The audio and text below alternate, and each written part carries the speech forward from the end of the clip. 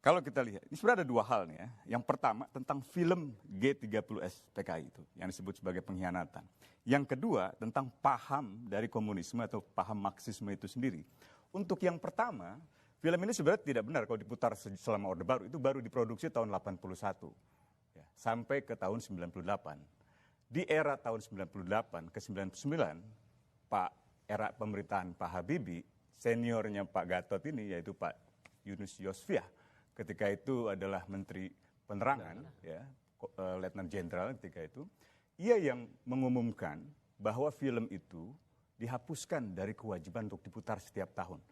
Jadi kalau dikatakan yang meminta penghentian film itu adalah PKI, siapa lagi kalau bukan mereka, keliru. Justru dari dalam tubuh pemerintahan Habibie ketika itu memang mau meninjau ulang. Yang kedua adalah Menteri Pendidikan ketika itu Pak Juwono Sudarsono di era pemerintahan Habibie yang melakukan peninjauan ulang melalui satu tim khusus untuk memeriksa seluruh sejarah-sejarah di buku sejarah sekolah yang dianggap mengandung muatan sejarah yang tidak benar.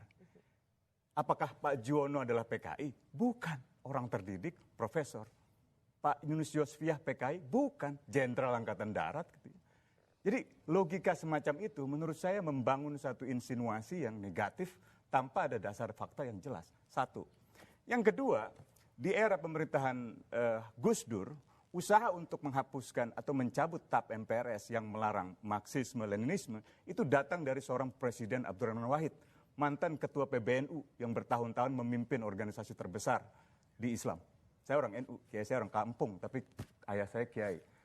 Itu Gus Dur yang mengajukan untuk penghapusan TAP MPR karena dianggap menjadi dasar bagi diskriminasi terhadap begitu banyak orang yang tidak salah, tapi dianggap salah. Gus Dur bukan PKI. Gus Dur anak kiai, Gus Dur sendiri adalah kiai.